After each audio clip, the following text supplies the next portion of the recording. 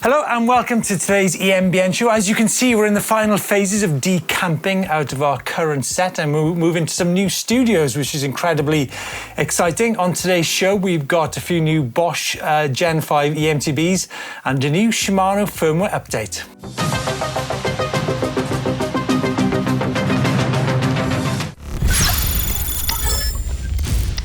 Right, let's kick the show off with a couple of new Bosch bikes. First of all, a brand Deviate from Scotland, just north of Edinburgh, near Stirling. This is a company set up by friends Chris Devison and Ben Jones several years ago. This is a new 165mm rear, 180mm front bike, Bosch Gen 5 motor, as I mentioned, 800 watt-hour battery in there, with which is removable. Great thing about this bike is full carbon, 24 kilos in size medium, and the price is, now remember this bike will only be available from April, of €9,999. So mixed wheels on that bike, really nice offering from Scotland there from those guys. Next up, a brand which you guys have seen before many times. This is Flyer from the, crikey, I think it's from the Emmental region of Switzerland, although it's actually quite close to Gruyere, some good Swiss cheese there. Now, we rode the Flyer Uproc X several years ago with the Panasonic GX Ultimate motor, 95 Newton meters. Now, this new offering comes with, again, with the Gen 5 Bosch motor. What's interesting about this bike is it's got an 800 watt-hour removable down-tube battery, but the option of having a 250 watt-hour range extender. So the range potential on this bike is incredible. 24 kilos, two models available from €7,399. Now, moving on now to some non-bike news. Now, we recently filmed at the incredible, iconic UK trail centre, which is Coed Brenin, arguably the first ever trail centre in Europe. It's an amazing place to ride e-mountain bikes. And the reason for that is that lots of trail centres worldwide, once they've been built, when they get the early days of when they get built, the surface is super smooth with fine grain trail material. But once the trails erode a little bit, then they become a little bit rough. And this is a perfect place to go riding an e-mountain bike. So if you've got, you know, a low torque bike or a high torque bike and you want to go and ride a ton of trails, if you have a look at my colleague, the Don, rode the DJI bike there recently, a fantastic place. So like I said, it's really sad news that the cafe is closing down, but I need to emphasize that the trails will be open. So please go and support those guys and try out some fantastic trails in the UK. Okay, great news from Shimano is the EP801 firmware update. Now, previously, this was something you could only do by visiting your Shimano dealer, but all you have to do now is download the Shimano eTube app to your phone and you've got access to a ton of adjustability on your EP801 motor. So there's three things which you need to know about: is increased motor power, more overrun, which is actually tunable, and also a tunable tapering off of the maximum speed. Now, this is a great thing to talk about because people talk about obsolescence of their e-mountain bikes, but this proves that actually you can keep your e-mountain bike updated with this firmware update from Shimano. So great news for e-mountain bikers worldwide. Right, time for a competition, a Peaty's competition. Now, Peaty's have just launched a new website, and to celebrate, they are giving two winners the chance to win up to £200 worth of Peaty's bike care products. Now, the new website accompanies the launch of their new US warehouse, meaning customers in the US can expect fast delivery as well as no customs or import fees. So the competition will be live until the 23rd of November, and they've given us a discount code for EMBN viewers, and you can find the entry link and discount code in the description to this video.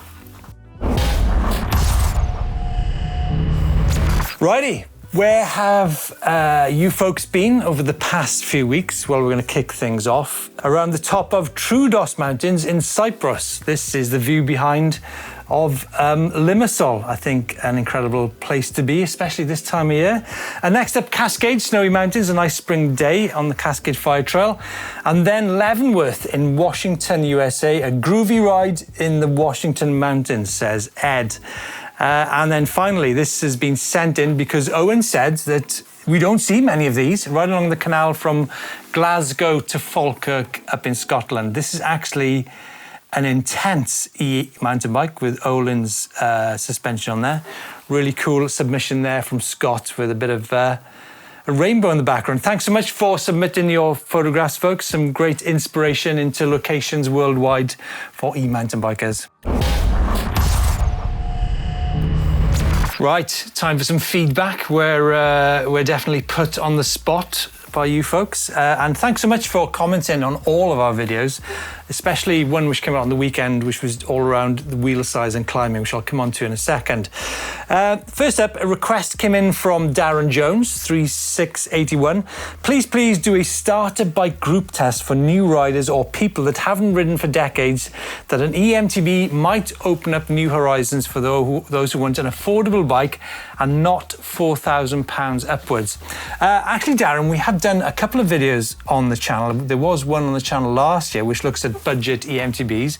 I think the key thing to think about is you've got hub drive bikes and you've got mid drive bikes, and the mid drive bikes do kind of tend to be weighted more towards the sort of £2,000 to £3,000 price point. But do have a look at the video. I'll put the link up on screen now, and that takes you through quite a wide range of bikes from £1,000 to £2,000. Next up, we talked about e-bike weight on the last show, and Daniel Kezelin weighed in with this and says, Steve, I believe that weight has everything to do with e-bikes. The thing is, 20 kilos is fine, 18 to 19 is great, as these bikes are planted compared to acoustic bikes but still playful.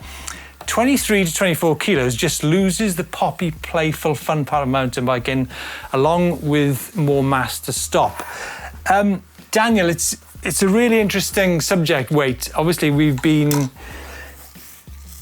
told that lighter weight is better over the last 30 years with mountain bikes especially. What I will say is we've got a really interesting bike coming up on the channel next week, which is a new launch bike from White, and you'll find that there are other ways to go about this. But what I will say, I think the most important thing to understand is, you mentioned playful bikes needing to be lighter. What I will say is that nimbleness and playfulness is both an uphill thing as well as a downhill thing. So lighter weight bikes with lower torque motors certainly aren't as nimble and as playful going up the hill as they are downhill, simply because rider weight comes into it as well. So just bear in mind that, you know, it's a two-way thing as well.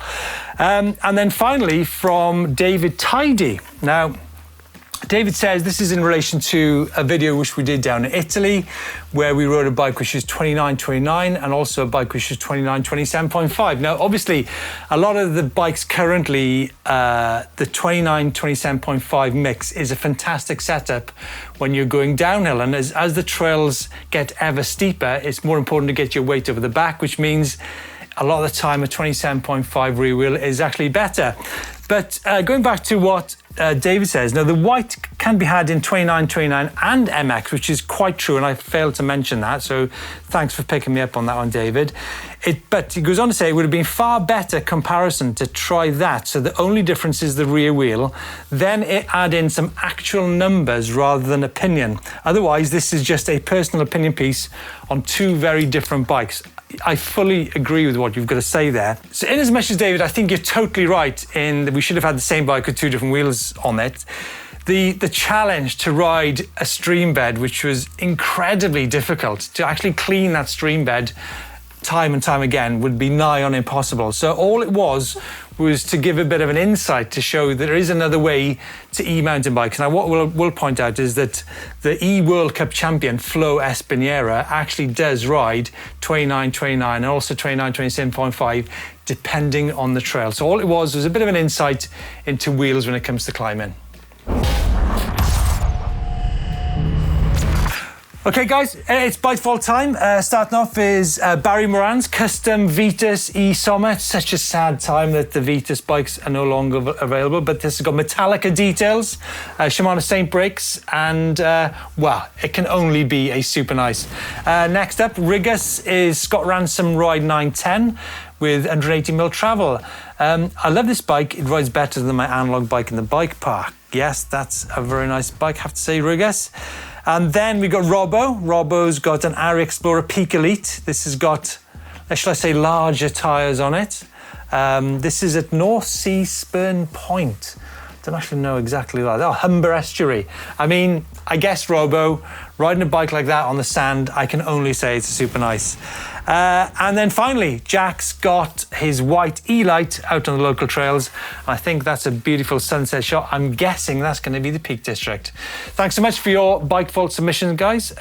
Some great bikes in there, especially that last white bike. Like that a lot. Right, that leaves us with some social from the last week. Windmasters, New Zealander Windmasters, flat out rider, riding some great autumn conditions down in Chalk Farm. I'm guessing that's in the southeast of England. Next up, Acrig, Chris Acrig, always great to watch on an eMtb, showing that actually you can ride 29 in some incredibly difficult terrain. And then finally, Rob Williams is proving that e-bikes are also handy for cutting in some new tracks. Also worth mentioning that Rob actually does some skills training on e-mountain bike too. And that's it, folks. Probably the last time we'll be using this set. Some very happy memories in here before we move on to the new studios. And I can say there's some great times coming and a fantastic set ahead of us. Coming up on the channel this week, we've got a follow-up video which talks about some of the skills involved in climbing your e-mountain bike uphill. So that's coming up on Sunday. Tune in and leave us some feedback, and we'll see you next week, hopefully from the new studios.